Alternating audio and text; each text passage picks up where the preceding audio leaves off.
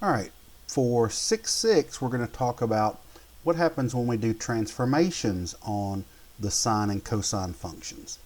We've done the same thing with all the other parent functions that we've learned, and we need to know what happens when we've got something that's not just a basic sine of x or cosine of x.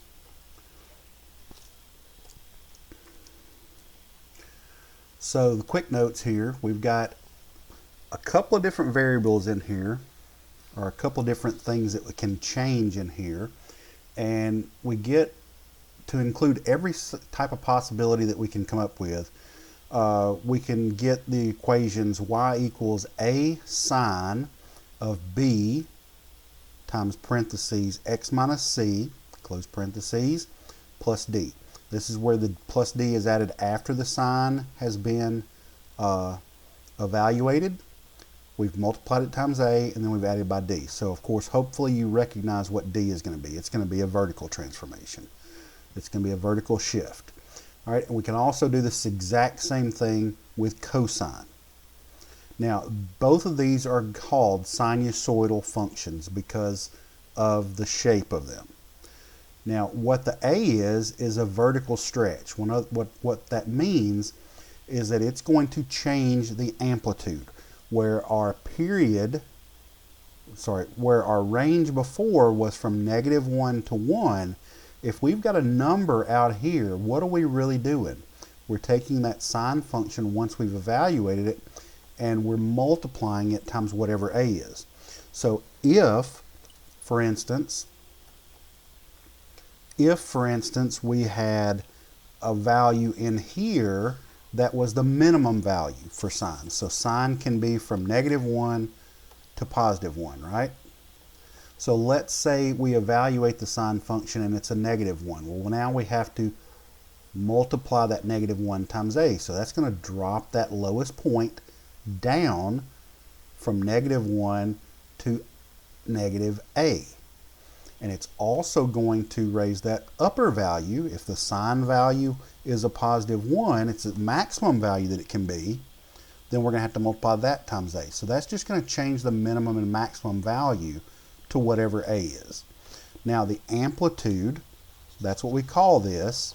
The amplitude for this is going to be the absolute value of a. We don't want to take a negative into account because we're going to have both a highest point and a lowest point, and the -a is going to be the amplitude. All the negative a is, all the absolute value of a is it's the, if we look at the graph, it's going to be this highest value minus that lowest value. So we're going to find the measure between this, and then we're going to divide it by 2. And if we take the highest minus the lowest, we're always going to end up with a positive value. So even if this thing was down below the x-axis, let's say this is -2, and let's say this is -6 at the lowest point. -2 minus a -6 still gives me a positive. It gives me a +4. So when I divide this by 2, I'm going to get an amplitude of 2. Does that make sense? I hope that makes sense. So it doesn't matter where it is, your amplitude is always going to be an absolute value because it's always going to be positive. Because all we're looking for is the height of this from that midline. That's what the amplitude is. All right, now when we get into B, where a is a vertical stretch because it's outside of the function, once we get inside the function, remember, it's going to be horizontal, and it's going to be opposite of the way we typically are going to think. So where if a is a number that's greater than 1, it's going to stretch it. For b, if b is greater than 1, we're actually going to have a horizontal shrink. What it ends up doing is it ends up shrinking the period. And we'll see why when we look at this over here. And if we have a value of b that's between 0 and 1, it's actually going to stretch that thing out. It's going to make the period longer. And this is why. The period, where our base period for our parent function is 2 pi, we're now going to divide by b. This is b, not 6. It kind of looks like a 6, doesn't it? But that's a b, and I think I'm making it look more like a 6, aren't I? But this is b down here. So we take the period of the parent function, whatever it may be. There are 2 of our trig functions that have periods of pi, so that's why it says period of the parent function. Now we've got 2 pi in here right now because we're talking about the sine and cosine. Their periods are 2 pi. So to find the period of this new shifted function, we're going to take 2 pi, the period of our parent function, and we're going to divide it by b. Now guys, one thing I do need to point out, notice that the b is factored out so that you've got x minus c in another set of parentheses. That's going to come into consideration when we do the horizontal shift or the phase shift. But right now, the b is whatever is going to be multiplied times x, and you would have to actually factor it out to get what the c is. Now, let's talk about why that works the way that it does. Well, let's think about a basic function. We got y equals cosine x. We'll just talk about cosine, and let's compare that to y equals cosine 2x. Well, if we do 2x and we divide that in here, 2 pi divided by 2 is going to give us a period of pi.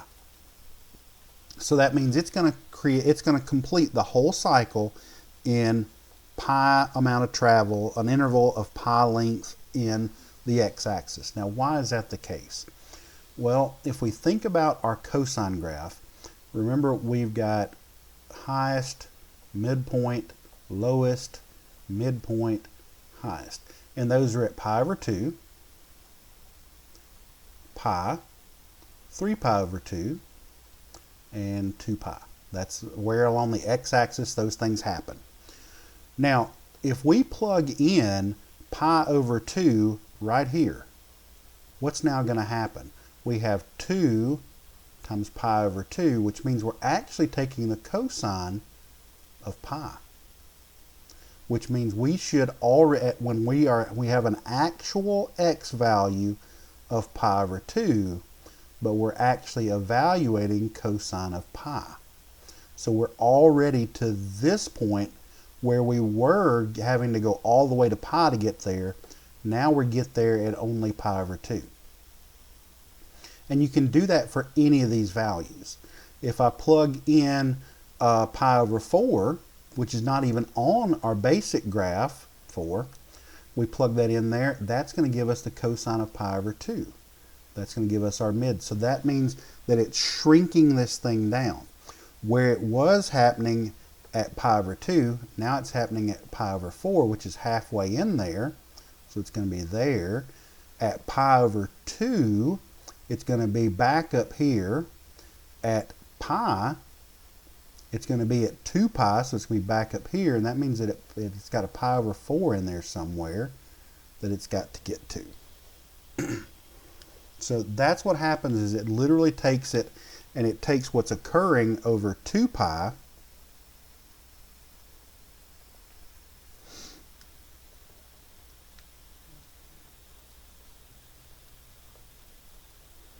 and it's now completing that exact same thing in half the time. So it's going to have to go up quicker, it's going to have to come down faster, and it's going to have to come back up and get to that same point in half the distance as opposed to the whole distance, because we had to divide by 2 in this part. Now if that's a 1/2, then what that means is we're going to stretch it out over 4 pi. If b, let's say we had y equals cosine, let me erase some of this. Let's say we had y equals cosine 1/2 pi, or 1/2 x, 1/2 x, my bad. Ooh, 1/2 x. Well, that means we put 1/2 down here, and 2 divided by 1/2 gives us 4 pi. So it's now going to take what it was occurring in 2 pi, and it's going to now stretch that thing out to where it's going to happen over 4 pi. So it's going to do this exact same thing, but it's going to do it over 4 pi, which would look something like this. And that's if it's got a 1/2 in front of the x inside. So that's how that horizontal shrink and stretch thing works. All right, now the horizontal shift or the phase shift, what that does is it's going to shift it left or right. This is the normal way we would think about it, but it's going to do it the opposite way. So if we have x minus c, it's going to actually shift it to the right. If we have x plus c, it's going to shift it to the left.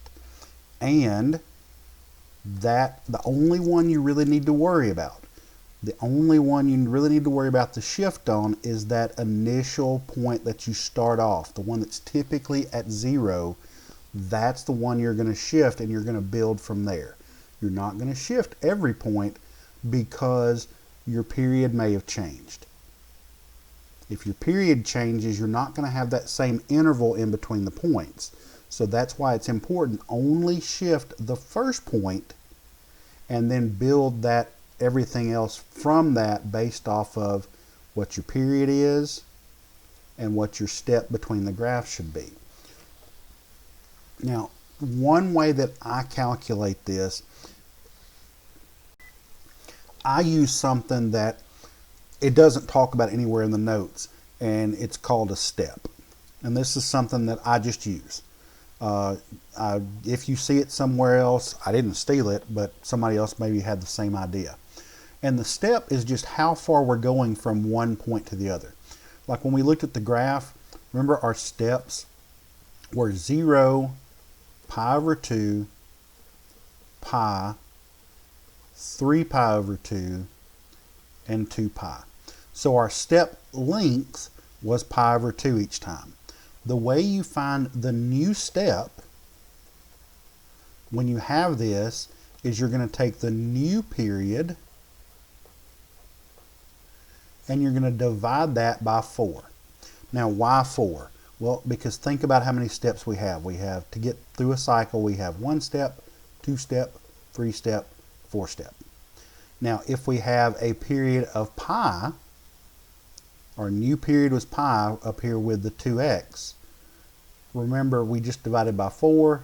We'd have pi divided by 4, and that's going to be our step. And we saw that with that graph we were looking at just a second ago. If we calculated the step or the new period to be 4 pi, we would have 4 pi over 4, so the new step would be pi. Well, notice what happens right here with this purple graph.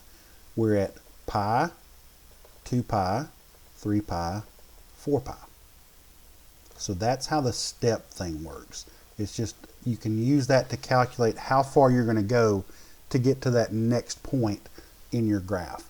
And remember, the easiest way to do this is think about where you're starting, and then with a sine graph, you're going to go maximum, midpoint, minimum, midpoint, or midline. When you're doing cosine, you're going to start at maximum, midline, minimum.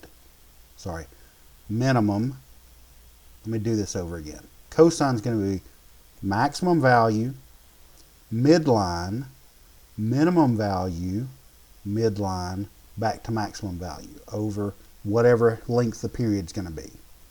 So if we know how far our steps are, then we know how far over to go to put those points. And we know how far up to go with those points. What we need to do before that, though, is we have to calculate if we're going to shift any left or right, and if we're going to shift any up or down, because that's going to change where this starting point right here is. Once you get the starting point set using those two pieces of information, that's where you use the other stuff to get all the other points. So it sounds really complicated, but it's really not. Use your shift to get your initial point, and then use your new period and your step and your amplitude to get all the other points. All right, and then we talked about D. D's the easy one. It's the vertical shift. It's just going to affect the the midline and the range. Remember, we talked about the base graph, the parent function, having a range of from -1 to 1. Well, even if we take that basic graph and we come in and we add 1 to it, if we come in and we added 1 to it, that's going to shift the whole thing up. So now my range for this function is no longer from -1 to 1. It's now from 0 to 2 because I shifted the entire graph up 1 unit.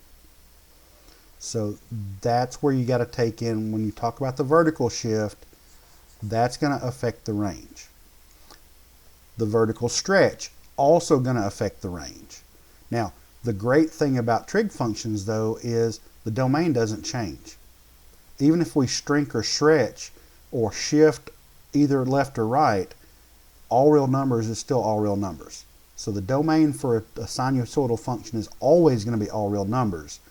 The range is what you've got to worry about shifting and changing. And that's going to be changed dependent on your vertical shift, your D, and your A, your amplitude.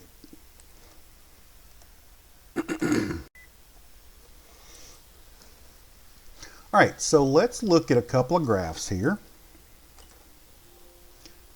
And we're going to graph y equals -3 cosine x. Well, right off the bat, we see something that you guys are probably freaking out over, the -3. But I thought A was the absolute value. No, the amplitude is the absolute value. So the amplitude is 3. But what's the negative going to do? It's going to flip it across the x-axis. Don't really necessarily treat the negative so much as with the amplitude as what it's going to do. It's just going to reflect it. So remember what we did. I'm going to draw the original graph first. So what I'm going to draw in the red here is going to be y equals cosine x. So 1, 2, 3, 4. So we're just going to use these as ones. So I've got there. For cosine, I start off at my maximum.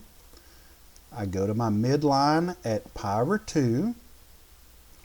I go to my minimum value at pi. Go to my midline again at 3 pi over 2. And I go back to my maximum value at 2 pi.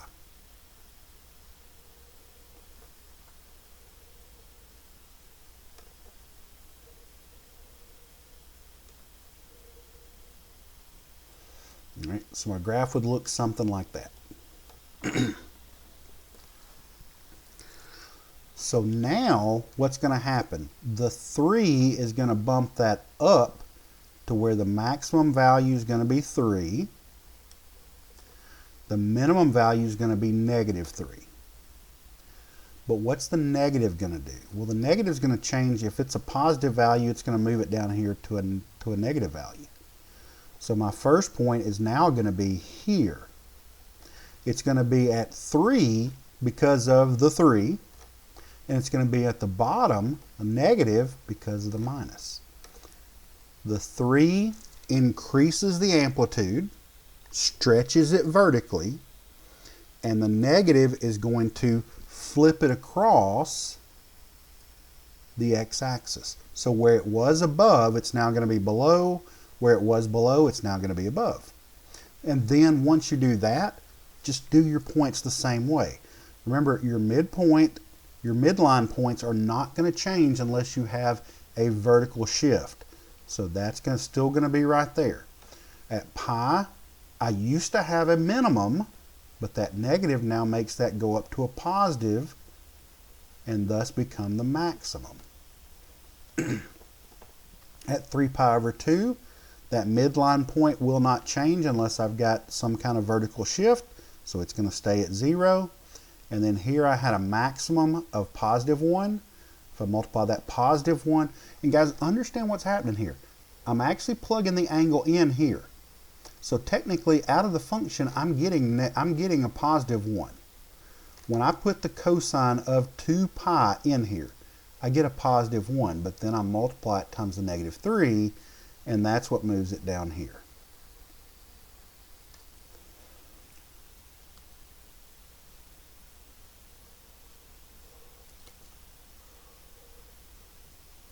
So my graph will now, oh, that's awful.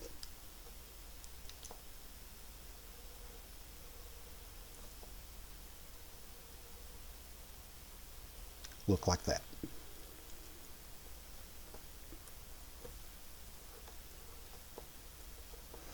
So that is y equals negative 3 cosine x.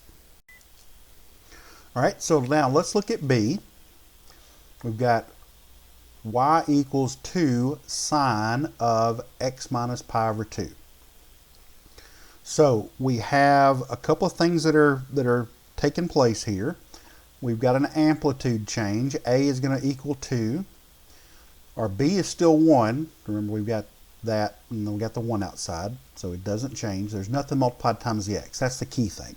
There's nothing multiplied times the x inside the function, so we don't have a a horizontal stretch.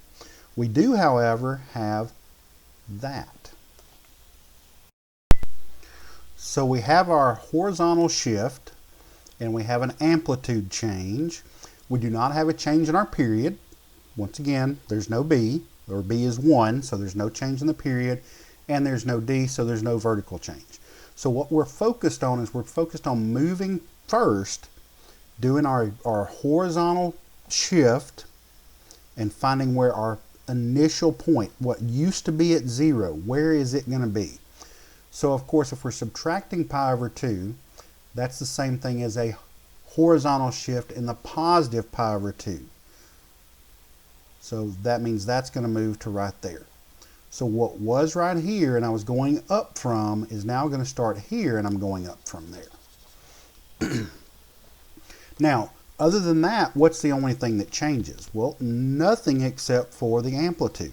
So where we were going up to 1 and down to negative 1, we're now going up to 2 and down to negative 2. Now, first things first, I'm going to do the same thing I did before. I'm going to go in here and I'm going to draw the base graph. I'm going to draw it in red just like I did over here. Then we'll come back and actually finish graphing this out in the green.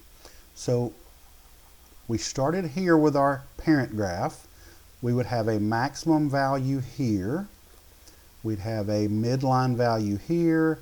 We'd have a minimum value here. And we'd have a midline value there. So there is our basic sine graph on this graph. Now understand, it looks stretched horizontally or shrunken vertically, but it's just because of what we've got the scale of the graph set to. See, before we were talking 1 was way up here. Now 1's just right there. So they're going to look different depending on what you've got your scale to. Same thing's going to happen when you get into graphing these with your calculator.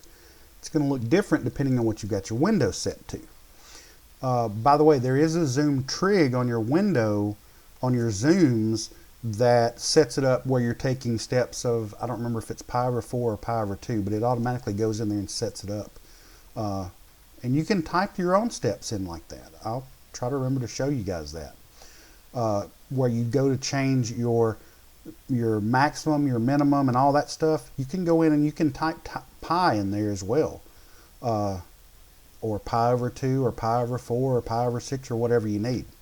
All right, so there's your basic sine graph. So y equals sine x, that's the red. And then let's go and do our green now. So we've got our shift. This point moved over to there. So this is going to be our starting point. And then we're simply going to move, since our period didn't change, we're still going to have the exact same step. We're going to take those steps of pi over 2. But from here, it's going to go from here to the maximum, midline, minimum, maximum, or midline.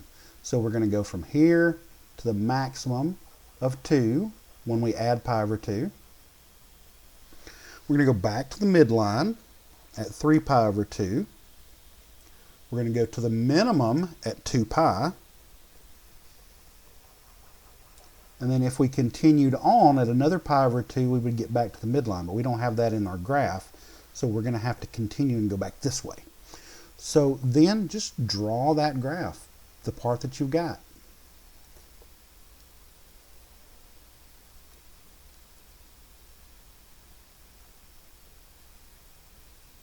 And it'll come back up. And then if we go back pi over 2, we're going to be at 0. And if we're going back this way, this is going to be back down at the minimum value.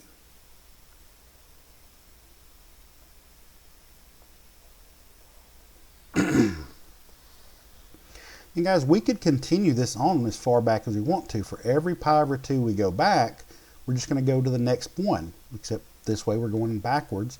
So for minimum, we would go back to midline. If we're coming up to the midline, we're going to go on up to the maximum. Can't draw.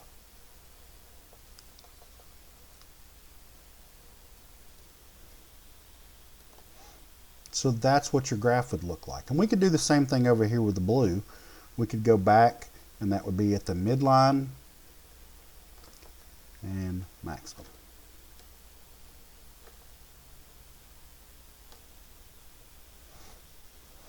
So you can draw as many of these as you want to once you know what the step is, how far you're going to the next point, next key point. And if you hear me refer to key points, these are the key points.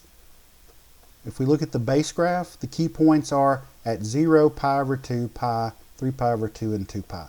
If you remember those points for these two graphs, and then you remember what all the little a's and b's and c's and d's do, you can graph any trig function you want.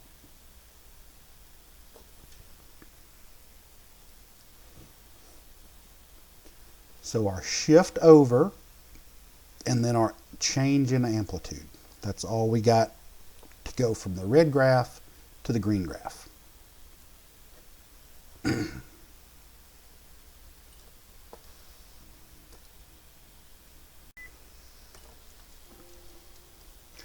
right, so for number 2, they want us to determine the domain, range, period, and amplitude of y equals 5 cosine 1/2 x plus 2. All right, so identify everything that you've got first. So we've got an A that's not 1. We've got a B that's not 1. And we've got a D that's not 0. Now, notice the difference between the two. These would be 1 because they're being multiplied by something. This would have to be 0 to not have an effect because it's added. So what does all this mean? Well, we'll get to the domain and range, but let's look at the period and the amplitude. So the period, and I always consider this the new period because I always like to base everything off of my old period of 2 pi. And remember, that's just going to be 2 pi, the period of the parent function, divided by b. So in this case, 2 pi is divided by 1/2. Keep, change, flip, you end up with 2 pi times 2 over 1, which gives you 4 pi. So the new period, or the period of this function right here, is going to be 4 pi. So the period equals 4 pi. What about the amplitude? Well, remember the amplitude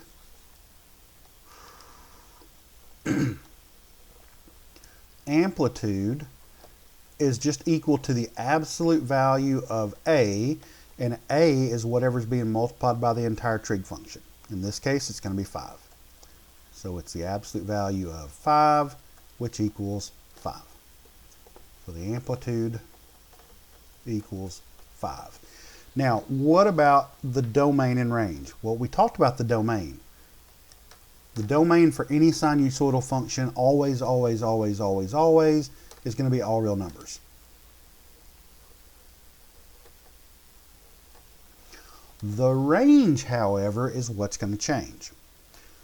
So keep in mind, typically what happens, we're going to go like this. Well, actually, this is cosine.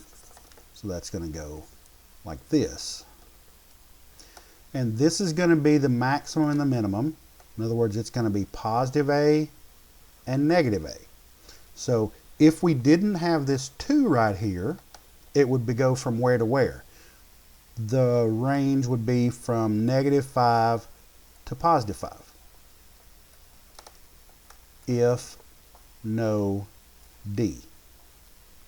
However, we have a vertical shift. So what you're going to do is you're going to shift this entire graph up 2 units. Don't make this more complicated than it is. Just go in and add 2 to both of these. So now my range is going to be -5 plus 2 gives me -3.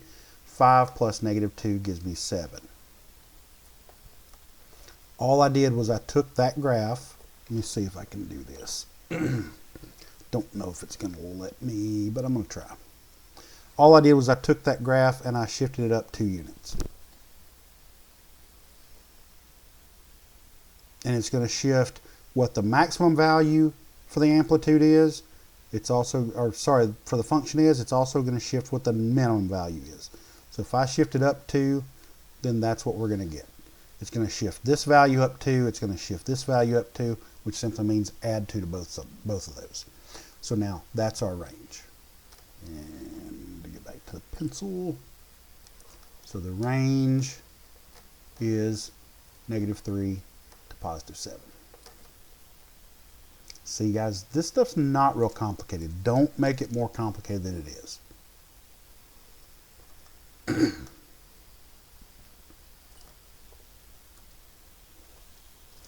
All right, so we've got an equation, and if the equation for the graph below is given by y equals a sine bx plus c, find the values of a, b, and c.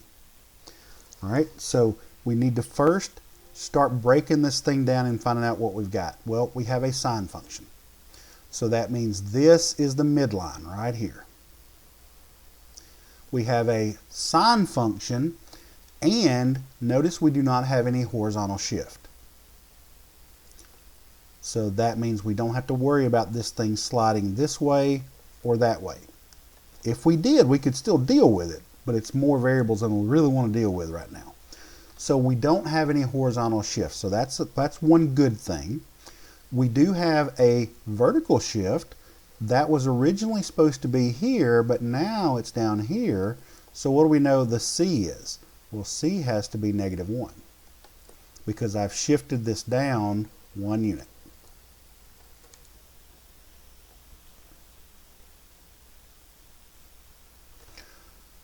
All right, and then what's the next easiest thing? Pick some of the low-hanging fruit first.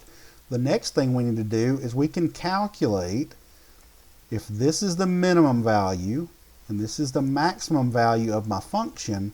If I can figure out how long this is and then divide that by 2, I can get my A. So if I go from 0.5, and remember all you're doing here is you're finding the difference. Take the top one, subtract the bottom one. So my height here from the top of the trough to the bottom of the wave, or sorry, top of the wave to the bottom of the trough is going to be 0.5 minus, sorry, that's -0.5 minus -1.5. So when we do that, what do we get? -0.5 plus 1.5 gives us 1. So our amplitude is 1. So in other words, they tried to trick us here, but this is still just 1. So now the next thing we've got to do is we've got to find the last thing we've got to do, and the more complicated, I guess, of any of them, is find B. Well, the way we're going to do this is we're going to determine what the length of the period is. So we start our period right here, and we're going to go through all of our values, and we're going to get back to where we started to start another cycle. So that's going to be from there to there. Well, what do we notice? It's 0 to 2 pi.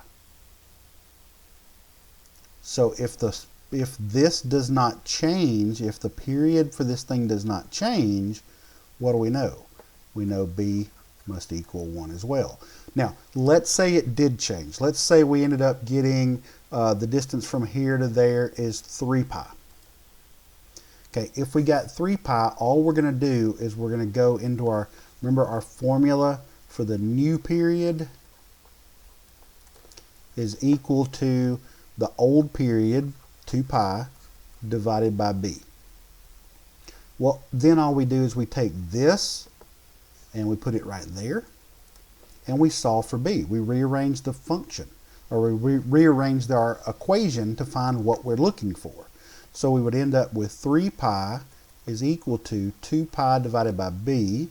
Then we can multiply times b and divide by 3 pi, and we end up with b is equal to 2 pi over 3, or over 3 pi, which means that b would equal 2/3. So if the period was different, it's not going to be that much different to actually find what b would be. The biggest thing is make sure that you calculate and find out what the period is. Make sure you're counting from the right point to the right point. Don't stop here, remember, because we still got the whole bottom part here, and we've got to get all the way back to where it's going to stop at the same point it started at, and then start the same period all over again, or start the same cycle all over again.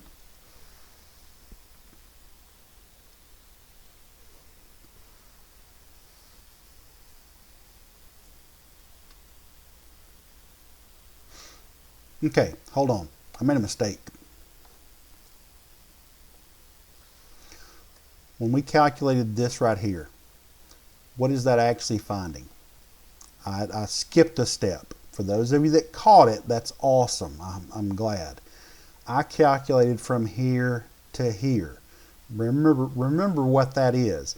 That's actually 2 times the amplitude. The amplitude only measures from there to there. So if I go from negative 0.5 to the negative 1.5, I did change by 1. That's correct. But that's the distance from the top to the bottom, or the bottom to the top, and I only want half of that. So now I need to take that and divide that by 2, and that's going to be what your A is. Didn't think they were all going to end up being 1.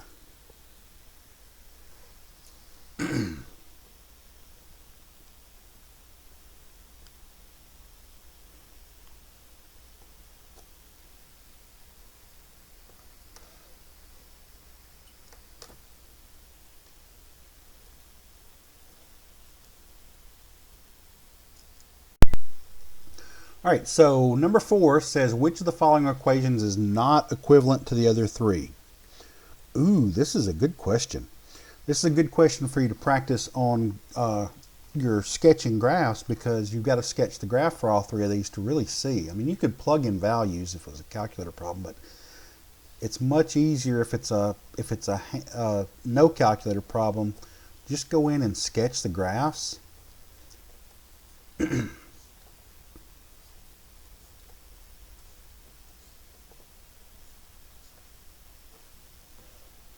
So pi over 2, pi, 3 pi over 2, 2 pi, pi over 2, pi, 3 pi over 2, 2 pi, pi over 2, pi, 3 pi over 2, 2 pi, pi over 2, pi, 3 pi over 2, 2 pi. All right, so one period essentially is all I'm going to look at, and I'll be able to tell if it's the same as the others.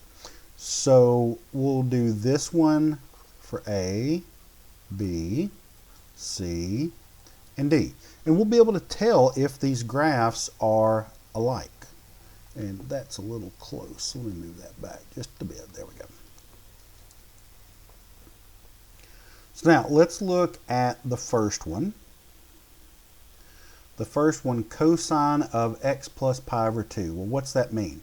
That means I'm going to shift the cosine graph, pi over 2, in the negative direction. And let me just go ahead and put a pi over 2 on the negative side as well,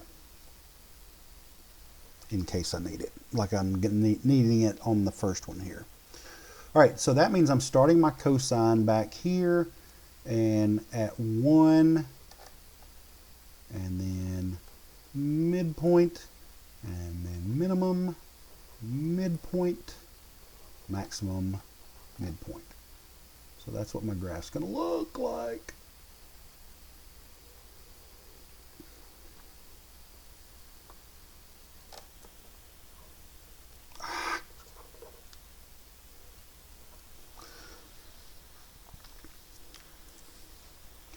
All right, and then when we look at B, notice what we've got. We've got the sine of negative x.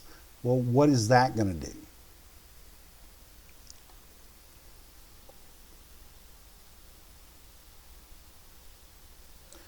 All that's going to do is it's going to take my basic sine graph and it's going to flip it over.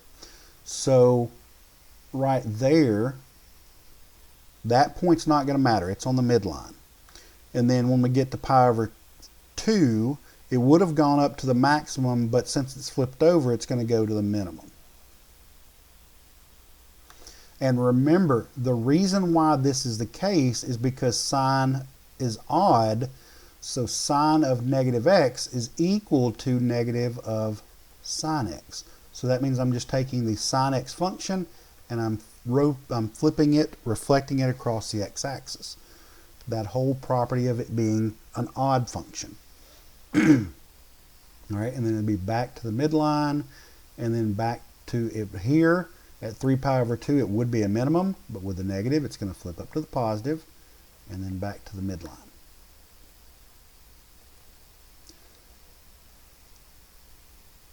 I used to actually be able to draw these pretty good, but it's not working right now.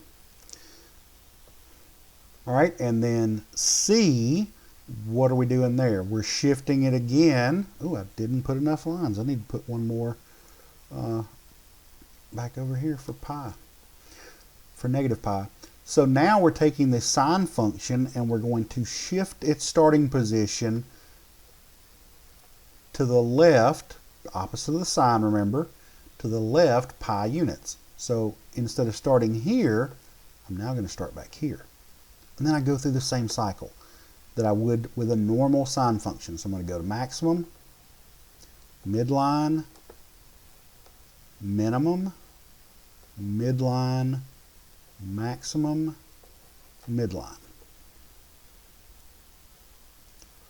Wow, that's awful. We get all this done. My drawings may be so bad we may not be able to tell which ones are the same.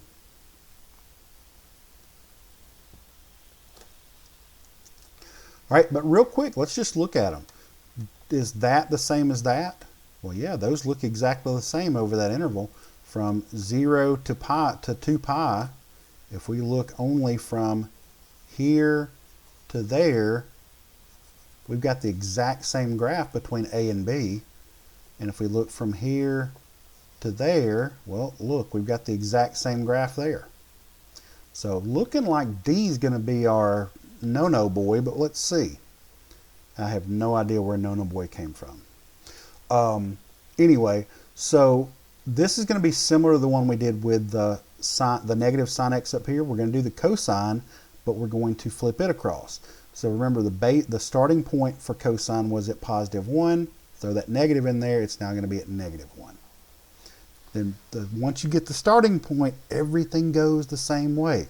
If it's at a minimum, it's got to go to the midline. If it's at the midline, it's going to go maximum or minimum, but where did it come from? If it came from the minimum, it's got to go to the maximum. And if it's at the maximum, it's got to go back down to the midline. Can't go bigger than that because that is the maximum. And then if it's at the midline, it can either go up or down. Since it just came from up, it's got to go down.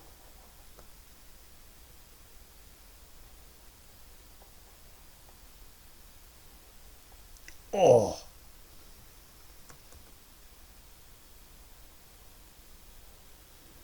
I deleted that and drew it again, and it still didn't look that much better, did it? All right, so then we look at just the interval from 0 to 2 pi. Does this look like any of these graphs? No, it doesn't. That one is the one that we got to toss out. So that's one of the importance of being able to sketch these with those basic. And guys, you can get a trig function that looks really ugly. But if you follow those steps and find out what the new period is, if you find out what kind of horizontal shift it's going to have, if you find out what kind of vertical shift it's going to have, how the amplitude is going to change the maximum and minimum, how the vertical shift is going to change the maximum and minimum. All you're doing is you're placing in different places, which would be replacing. You're just repositioning these same key points that we're talking about right here. Guys, do not make this more complicated than it is. It's actually not that bad. Although people have a conniption over graphing trig functions, especially with transformation. But just remember the basics, those couple of equations we wrote out in the quick notes, and that's going to give you all the information that you need to be able to move that first point and then have all the information you need to be able to build all those other points.